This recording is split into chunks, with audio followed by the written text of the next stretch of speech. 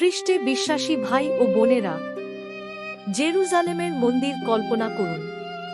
ধূপ জ্বলছে, আশা অপেক্ষা করছে। মেরি ও জোসেফ আসছেন, একটি শিশুকে বহন করছেন যা দেখতে অন্য যেকোনো শিশুর মতো, তবুও তিনি ইসরায়েলের আশা।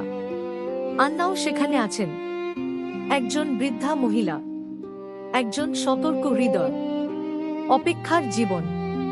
তিনি শিশুটিকে দেখেন, তিনি জানেন, তিনি ঈশ্বরকে ধন্যবাদ জানান, তিনি মুক্তির জন্য অপেক্ষা করা সকলের কাছে তাঁর কথা বলেন।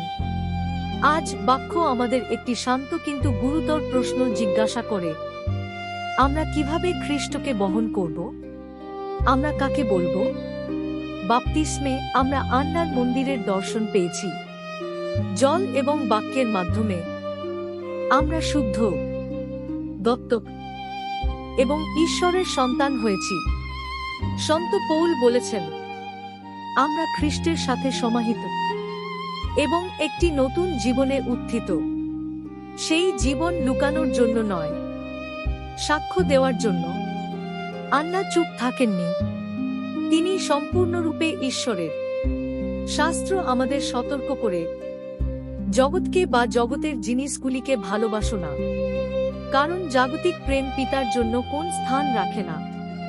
বড়দিনের আনন্দ ম্লান হয়ে যায় যদি এটি কোলাহল, সম্পত্তি এবং প্রদর্শনে পরিপূর্ণ থাকে। আত্মা এবং মাংস বিপরীত দিকে টানে। আমরা দুই প্রভুর সেবা করতে পারি না। আন্না একজনকে বেছে নিয়েছিলেন। তিনি মন্দিরে থাকতেন, তিনি প্রার্থনা করতেন, তিনি উপবাস করতেন, তিনি অপেক্ষা করতেন। তার সতর্কতা তাকে বাক্যের বলার জন্য প্রস্তুত করেছিল। তুমি যা শুরু থেকে শুনেছ তাই তোমার অন্তরে থাকুক। যিশু নিজেই বলেছেন, যদি তুমি আমার আদেশ পালন করো, তাহলে তুমি আমার প্রেমে থাকবে। মান্য করো। এটাই বড়দিনের হৃদয়। জীবন্ত বাক্য আমাদের গঠন করে যখন আমরা এটিকে কাছে থাকতে দিই। প্রতিদিনের ধর্মগ্রন্থ, সরল আনুগত্য, করুণার শান্ত জীবনযাপন। আমরা হৃদয় যা চায় তা গাই। আমি রূপা চাই না, আমি সোনা চাই না, আমার হৃদয়ে থাকো, আমার যিশু থাকো। এটা শুধু কবিতা নয়, এটা একটা পছন্দ। লিসিউক্সের সেন্ট থেরেসি এটা ভালোভাবেই বুঝতে পেরেছিলেন। তিনি স্বীকৃতি ত্যাগ করেছিলেন, লুকানো ত্যাগ স্বীকার করেছিলেন এবং ছোট ছোট জিনিসের মধ্যে ভালোবাসা বেছে নিয়েছিলেন। কোন প্রশংসা নেই, কোন আলো নেই, এবং তবুও তার জীবন এখনো জ্বলজ্বল করে।